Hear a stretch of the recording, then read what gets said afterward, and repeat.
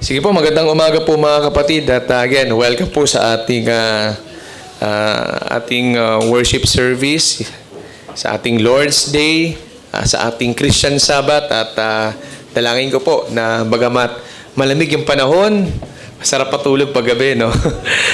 Tayo ay patuloy po na, of course, nag-iinit sa ating kagustuhan na patuloy na lumalim sa ating Diyos na banal at dakila. Patuloy po tayo mag-aaral po sa ating teksto. Tayo po ay patuloy na nasa Kapitulo 15, 1 Corinthians chapter 15. At tayo po ay patuloy pa rin sa pagpapaliwanag at pagpapatunay na ang ebanghelyo na ating tinatayuan ay walang iba. Ito'y makasaysayan, ito'y makapangyarihan, dahil ito ay ginawa mismo ng ating Panginoong Jesus. Alam niyo po ba mga kapatid, noong 1924, sinubukan ni George Mallory, isa pong hiker, kasama po ng kanyang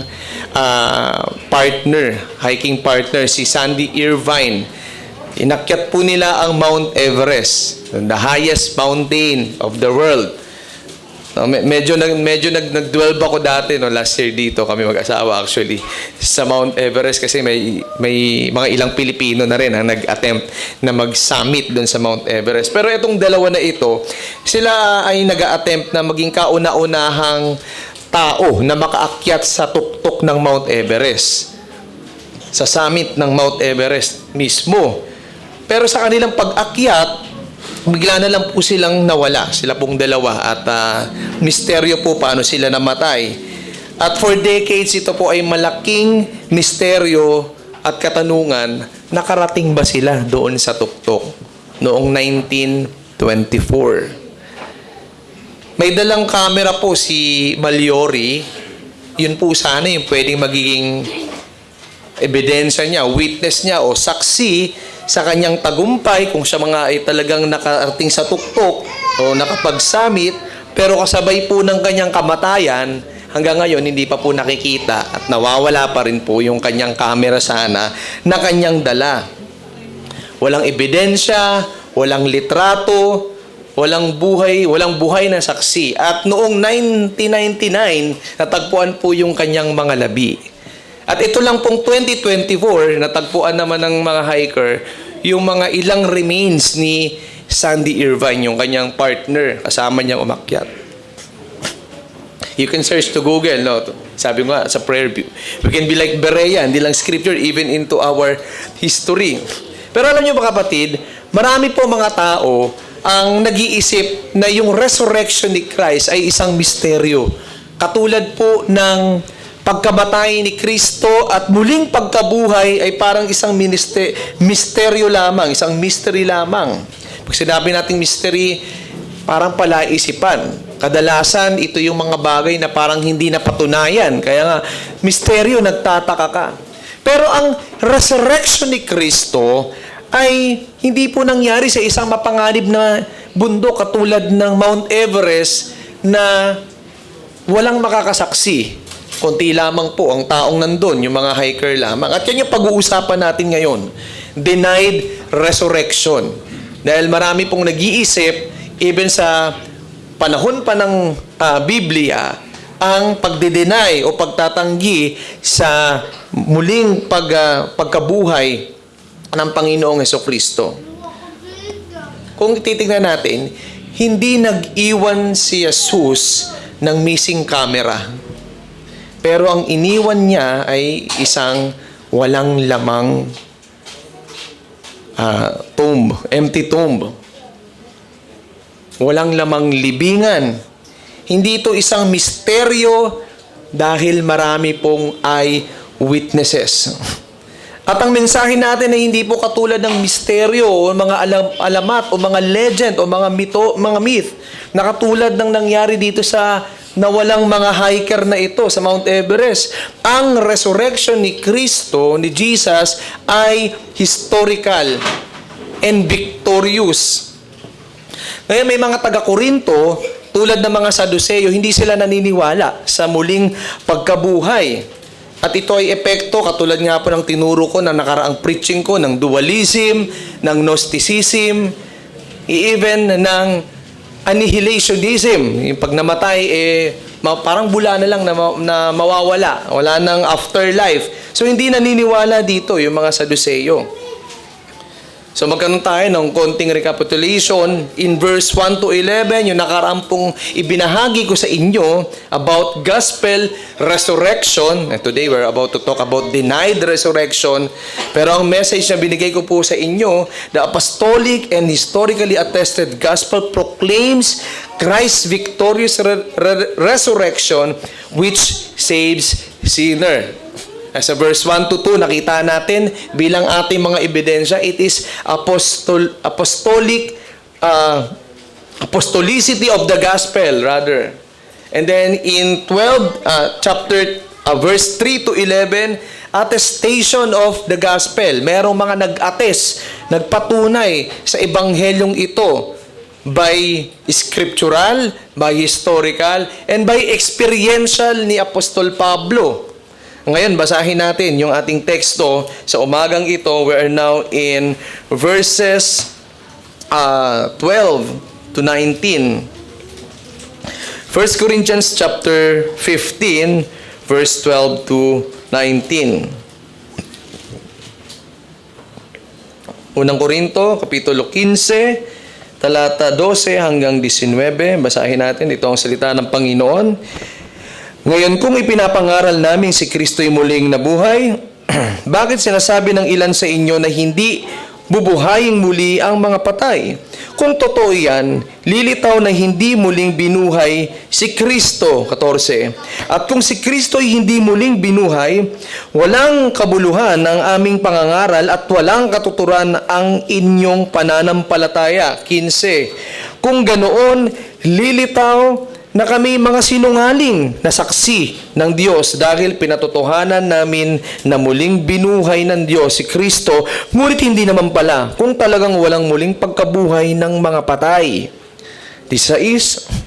Kung hindi muling binuhay ang mga patay, hindi rin muling binuhay si Kristo. At kung hindi muling binuhay si Kristo, kayo'y nananatili pa sa inyong mga kasalanan at walang katuturan ng inyong pananampalataya. Hindi lamang yan, lilitaw pa na ang lahat ng mga namatay ng sumasampalataya kay Kristo ay napahamak. Panghuli, at kung ang pag-asa natin kay Kristo ay para lamang sa buhay na ito, tayo na ang pinakakawawa sa lahat ng tao. Pagpalain ng Panginoon, purihin ng Panginoon sa pagbabasa ng kanyang banal na salita.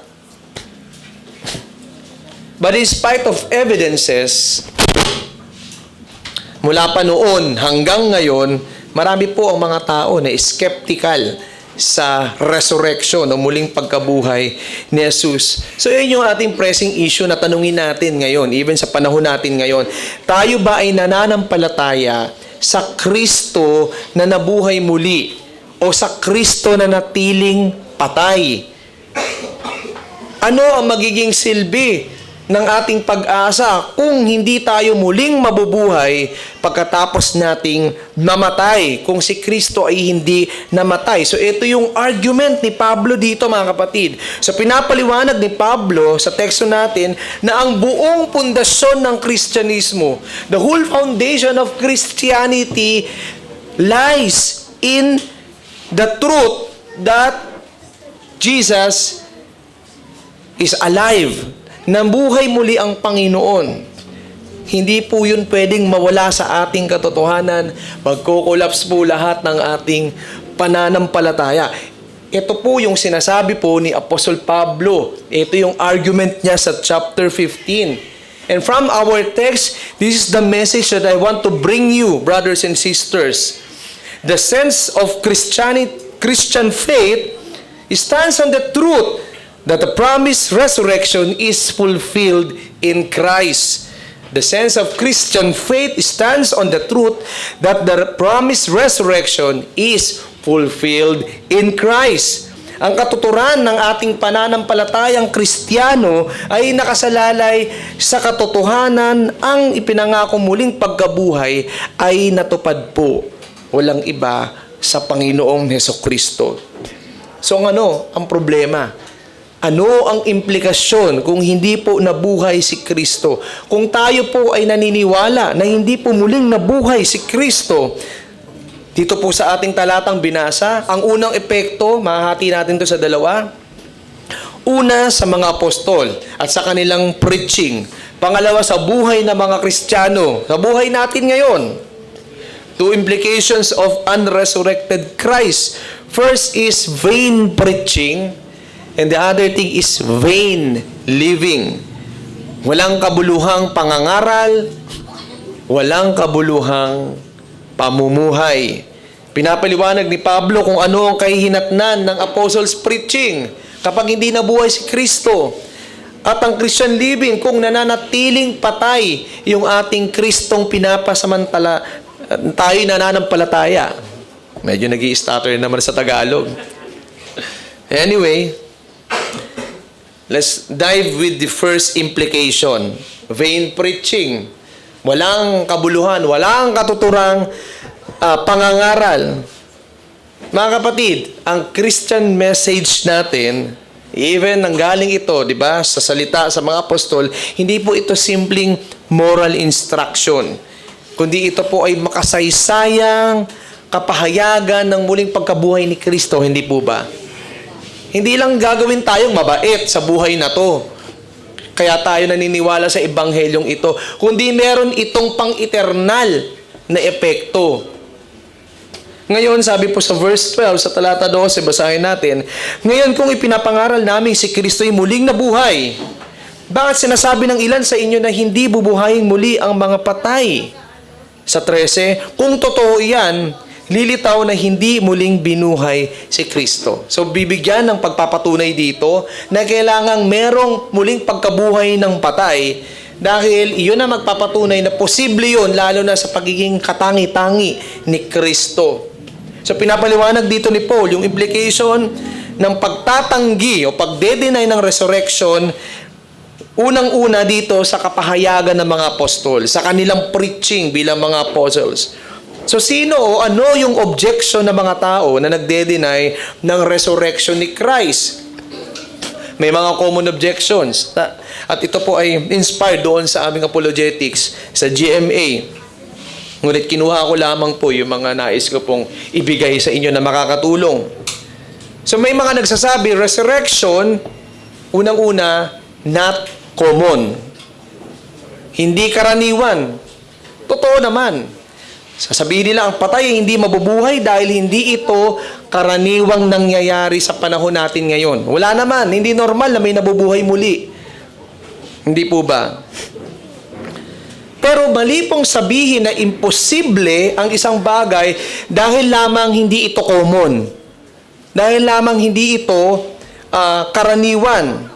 At tayo pong mga Kristiyano, ang salita ng Diyos, hindi po natin sinasabi na ang resurrection ay isang normal nature o normal rule of nature. Hindi talaga siya normal na nangyayari. Supernatural ito. At sinasabi natin na nangyari yung resurrection dahil si Kristo ay unique. Si Kristo ay katangi-tangi. Walang maitutulad kay Kristo. At ang isang katangi-tangi o unique ay gagawa ng isang unique din na pangyayari. Nakatangi-tangi. Maganda yung sinabi dito ni Alistair McGrath sa kanyang libro na Bridge Building, Tinagalog. Kung normal lang ang mabuhay muli, hindi mahirap paniwalaan ang pagbangon ni Jesus. Hindi po ba? Tama. Kung normal ito nangyayari. Pero hindi rin ito magiging special. There's nothing special if it is common, it is karaniwan. Ang kapangyarihan ng muling pagkabuhay ay wala sa pagiging karaniwan, kundi sa pagiging kakaiba o unique. Seryoso ang pag-aangkin na ito dahil pinapatunayan nito na si Jesus ay hindi lang basta tao, siya ang Panginoon na nagtagumpay sa kamatayan sa paraang walang katulad, sa paraang unique, hindi pangkaraniwan. And that's our argumentative answer na walang iba na katulad ni Kristo. Sa pagparito pa lang niya, pinanganak siya sa isang birhen.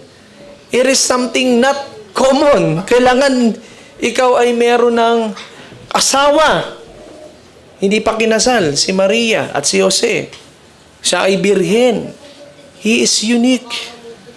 Wala pong ibang katulad ni Jesus. May iba pang objection dito sa resurrection, not original. Sabihin, kinopya lang yung idea na resurrection. Dahil ang mga old myths, katulad ni Adonis, Osiris, yung mga Roman or Greek mythology, meron din pong idea sa kanila ng mga muling pagbangon, muling pagkabuhay ng mga Diyos-Diyosa nila. At ang kwento ni Jesus ay isa lang ding kinopyang alamat.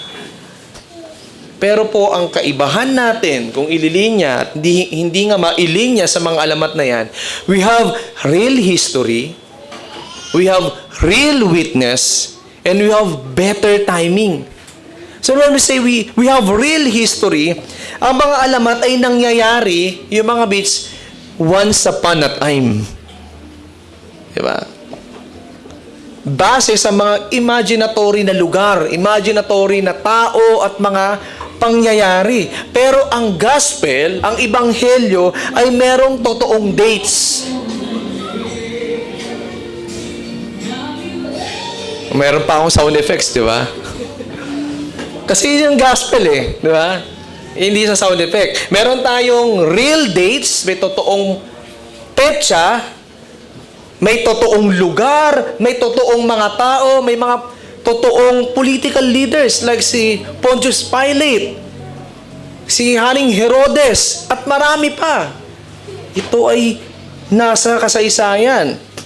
Kaya tama, sinabi dito ni Pedro in 2 Peter chapter 1 verse 16, "For we do not follow clever devised myth, which when we made known to you the power and the coming of our Lord Jesus Christ, we were eyewitnesses of His majesty."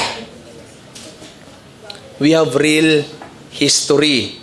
Another thing, we have real witnesses. Hindi katulad ng mga alamat, ang muling pagkabuhay ay pinatunayan ng mga totoong tao, ng mga totoong saksi, nakakita kay Jesus. At yung mga saksing ito, handa silang mamatay para sa kanilang na-witness. Hindi ka magpapakamartir para sa isang alamat lamang o para sa isang mga mythology lamang. Dahil mismo sila ay nakatunghay at handa silang mamatay para sa kanilang na-witness na si Kristo ay muling nabuhay. Hindi po ba sa pagsisimula ng the works of the apostle, Acts of the Apostle, Book of Acts, chapter 1 verse 3, ipinakita ni Jesus sa maraming mga ebidensya ang kanyang muling pagkabuhay. Yung nakaraan sa verse 6, maraming nakawitness sa kanya, over 500 eyewitnesses. So that is a real witness. And lastly, we have the better timing. Dahil hindi po katulad ng mga alamat, ang mga kwentong copycat lamang o kinopya ay madalas lumitaw pagkatapos po na naisulat na ang New Testament. So, ibig sabihin, yung claim nila na hindi original, ito po ay walang katotohanan. Ano pa po yung ibang mga dahilan na sa walang halaga o pagtatanggi sa resurrection, hindi daw ito physical event, not physical event. Ibig sabihin, apparition lang yun o spirito lamang yun. So para sa kanila, ginamit lang daw ng mga early Christians ang resurrection bilang metaphor, bilang simbolo, o para sa spiritual feeling na makukomfort sila. Spiritually, makukomfort sila. Pero alam naman natin na yung mga Hudyo, wala sa bokabularyo nila yung pagiging metaphorical. Wala sa bokabularyo nila yung ganun. At naniniwala sila katulad ni Marta. Nakausap niya si Jesus sa John 11:24. Naniniwala siya na muling magbabalik, muling mabubuhay si Jesus. Hudyo. Alam natin, yung mga Saduceo, hindi talaga naniniwala sa muling pagkabuhay. Skeptic sila sa physical resurrection. Kaya ang isang spiritual na idea ng pagkabuhay ay lalong hindi convincing sa kanila. Mapatotoo ba ito o mapa-spiritual lang ito? Hindi maniniwala dito, hindi mako-convince ang mga Sadducees. At hindi rin po inimbento ng iglesia ang resurrection para lamang po gumaan yung loob nila sa panahon na ito. Ma-comfort sila. At ang physical na pagkabuhay ni Jesus ang mismong bumuo ng simbahan. Ibig sabihin, kapag hindi po nagkaroon ng physical na pagkabuhay si Jesus, kung ito spiritual lamang, nakikita pa rin nila, sinasabi ng mga apostol, ng mga unang tagapagturo ng Ebanghelyo, na si Kristo ay buhay. Si Kristo ay muling nagbuhay. Nakikita nila sa harapan na meron pa ring bangkay. Hindi magkakaroon ng iglesia. Hindi magsisimula ang iglesia. Tingnan nyo, ang mga taong dating mahina na nakasaksi ng Ebanghelyo na si Kristo ay muling nabuhay, sila ay naging martir. Handa silang mamatay dahil sa kanilang natunghayan. Hindi sila magpapakamatay sa isang resurrection idea na symbolika lamang. Hindi ito nagkaroon ng bodily resurrection. Para lang feeling good, para maging comfortable sa kanilang isipan. Hindi po. Kailangan pong mabuhay uli ng may katawan. Hindi po ba nang una nagpakita si Jesus sa kanyang mga alagad? Ito ang sinabi niya sa Luke 24:39. Luke 24:39.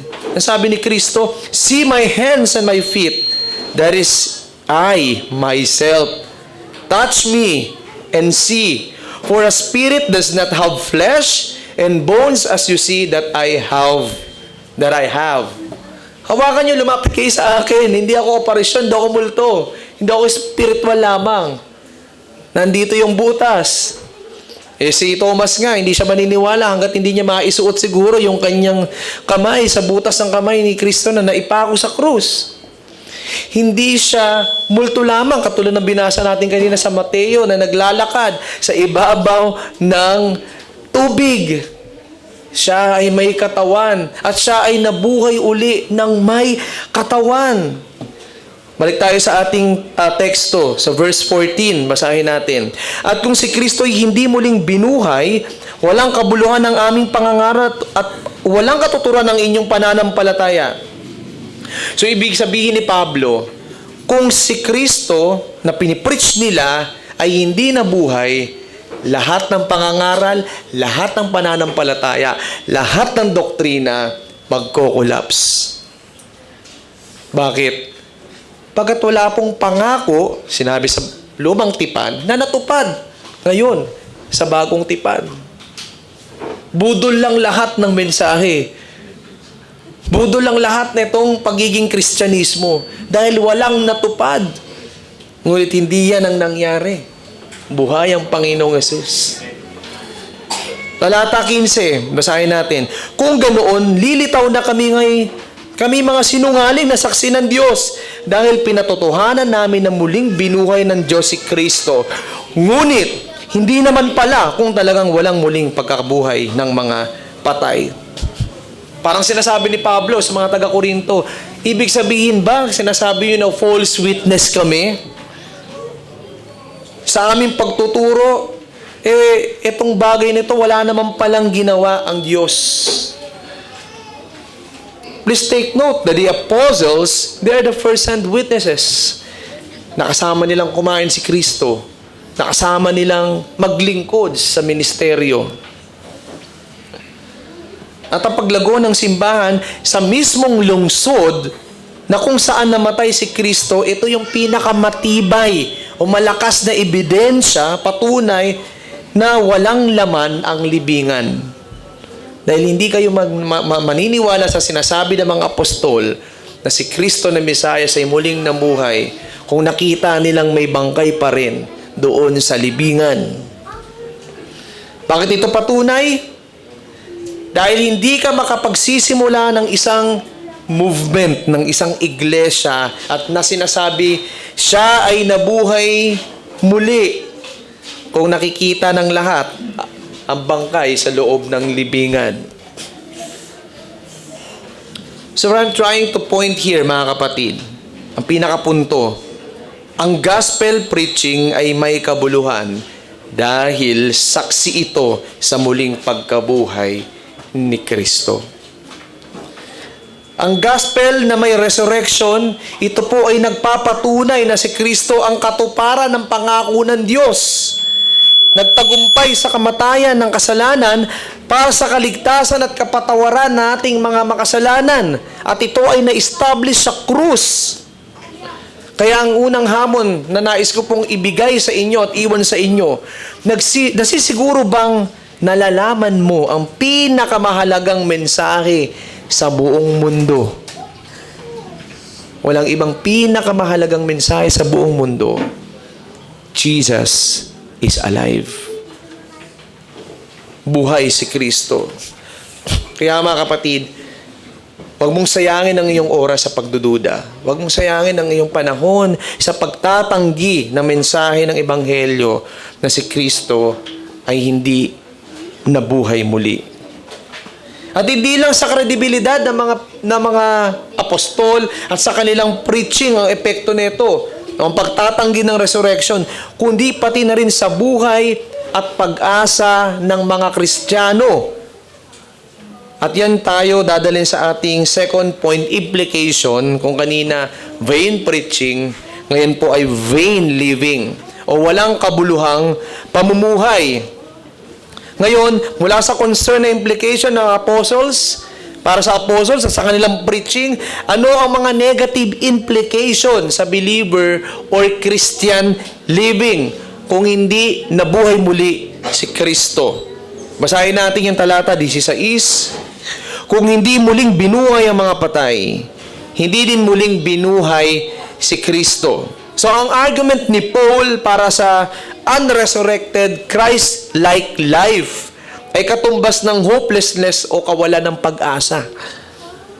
Kaya nga ang tanong niya dito sa talata 19 o sa verse 19, if in Christ we have hope in this life only. So kapag namatay tayo, anong pag-asa pang hinihintay natin? Kung yung pag-asang ito kay Kristo ay para lang dito sa mundong ito. Para lang sa temporary world na ito. Makikita natin in verse 17, 18, and 19, these remaining verses that we are to study, makikita natin dito yung tatlong bagay. Una, ongoing. Ano yung epekto nito kung unresurrected si Christ? Ongoing status unredeemed. And then past believers, they are unjustified. And then future life uncertain. Sa verse 17, tingnan nyo mga kapatid, ongoing status unredeemed, hindi tinubos. At kung hindi muling binuhay si Kristo, kayo'y nananatili pa sa inyong mga kasalanan at walang katuturan ang inyong pananampalataya. So ang tanong, bakit? Bakit walang katuturan ang iyong pananampalataya kung hindi nabuhay si Kristo? Dahil ang saving effect ay nullified o void kung walang resurrection. Dahil kailangang gapiin ni Kristo ang kasalanan. Kailangang gapiin ni Kristo at bayaran ni Kristo ang kasalanan at siya'y muling mabuhay bilang justification. Kaya ang sabi po sa Romans 4:24-25, but for ours also, sabi ni Pablo, it will counted to us who believe in Him, who raised from the dead Jesus our Lord, who was delivered up for our trespasses and raised for what? For nothing? Raised for justification. Bakit? Mabubuhay muli si Kristo para sa ating pagpapawalang sala. So sinasabi ng salita ng Diyos, walang pagpapawalang sala kung hindi siya nabuhay.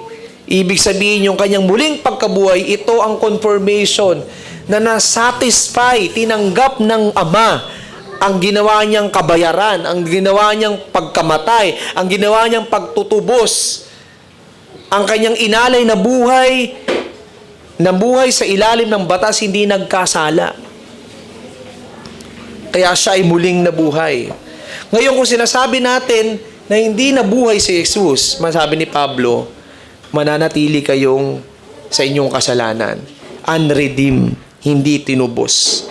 Verse 18, kanina ongoing status, unredeemed. Dito naman, past believers, unjustified. Sabi sa verse 18, hindi lamang yan. Lilitaw pa na ang lahat ng mga namatay na sumasampalataya kay Kristo ay napahamak. Ngayon, sino yung mga nakaraang? Yung mga namatay na mga mananampalataya. So perhaps Paul is thinking about the Old Testament believers. Halimbawa, pananampalataya ni Abraham, ni Isaac, ni Jacob. Are they just looking forward to a Christ na hindi nakapag-fulfill ng pangako ng Diyos sa New Testament, na natiling patay? Diyos na hindi tumupad sa kanyang pangako na siya ay muling mabubuhay at tatalunin niya ang kamatayan. Yun ba ang tinitignan ng mga dating mananampalataya? So they are unjustified, if that's so. And in verse 19, ating huling text, verse, is future life, uncertain. So when we say uncertain, walang katiyakan, kasiguruduhan. Verse 19, kung ang pag-asa natin kay Kristo ay para lang sa buhay na ito, tayo na ang pinakakawawa sa lahat ng tao. So bakit uncertain? Bakit walang katiyakan o walang kasiguruduhan? Kasi nga walang nabuhay, walang proof, walang natupad, walang nagtagumpay at nabuhay mula sa kasalanan, and therefore walang makasalanan ang maaaring tanggapin sa kaharian ng Diyos. Bakit pinakakaawa-awa, sinabi ni Pablo?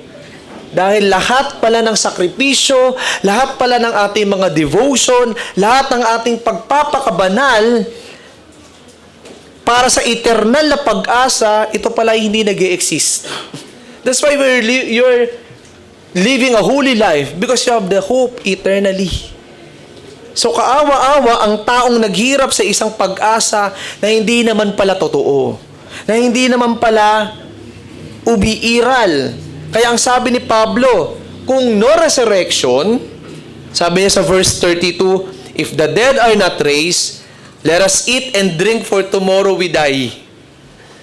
Kung wala naman tayong aasahan pa after death, di magwalwal na lang tayo. Magpakawala na lang tayo. Mag-inuman na tayo hanggang malasing. Kainin na natin lahat ng pinakamasasarap. Dahil pag namatay tayo, wala namang pag-asa. Pero hindi mo gagawin yon. Hindi ka mamumuhay ng makasalanan dahil meron kang pag-asa, dahil kay Kristo na muling nabuhay para sa iyong kaligtasan pagkatapos ng buhay na to. Amen? So dito makikita natin bilang pinakapunto that living without living Christ, our faith is just a moral story with a hopeless ending. Hindi po ba? Ang buhay na walang buhay na Kristo, ang ating pananampalataya, isa lamang na moral na kwento na walang pag-asa sa kahuli-hulihan o sa katapusan. Dahil ang tagapagligtas po na nananatiling nasa libingan ay isang tagapagligtas na hindi kayang tumupad sa kanyang mga pangako. Sinabi ng Panginoong Hesus nang siya'y nabubuhay pa bago siya mamatay, ako ay mamubuhay uli. Tatalunin niya ang kamatayan. Itatayo niya ang templo sa loob ng 3 araw. At nangyari nga mga kapatid, after 3 days, He rose again. Kaya bilang huling challenge sa inyo mga kapatid, mananatili ka pa rin ba sa buhay na pinagaharian ng kasalanan kahit tinalo na ni Kristo ang kasalanan? Kaya huwag tayong mamuhay sa pagkatalo sa kasalanan, mga kapatid. Ang muling pagkabuhay, ang resurrection ni Kristo, ito ay nagsasabing ang kamatayan ay hindi po katapusan, kundi pag-asa na eternal na makakasama ang Panginoong Hesukristo. Pero bago yan, talaga bang nasisiguro mo na ikaw ay tatanggapin sa kaharian ng Diyos? na ang talagang pinanampalatayaan mo ay si Kristo na hindi lang namatay, kundi siya ay muling nabuhay na pagtagumpayan niya ang kasalanan. Wala pong kayang magtagumpay sa kasalanan. Hindi po natin kayang labanan. Sa kanta lang yun, di ba? Labanan natin ng tukso, di ba kanta yun? Pero hindi natin kayang labanan ng tukso. Si Kristo lang ang kayang gumapi sa kasalanan. Huwag nating i-goal na maging kabilang lang tayo sa isang grupo ng religion o sa isang iglesia. Katulad po nito, ang mahalaga ay kung talagang ikaw ay may totoong pananampalataya. Kung ikaw ay totoong alagad, may pagtitiwala ka sa natapos na gawa ni Kristo at sa kanyang persona. Pag sinabi natin sa gawa ni Kristo, ito yung pinapatunayan natin ngayon. Na siya ay pinanganak ng isang birhen, na siya ay nabuhay sa ilalim ng batas, tinukso ni Satanas, ngunit hindi nagkasala. At siya ang nagbata, siya ang naghirap, siya ang namatay sa krus ng Kalbaryo para sa iyong kasalanan, sa mga pinili niya lamang. At hindi siya nanatiling patay. Siya ay nabuhay.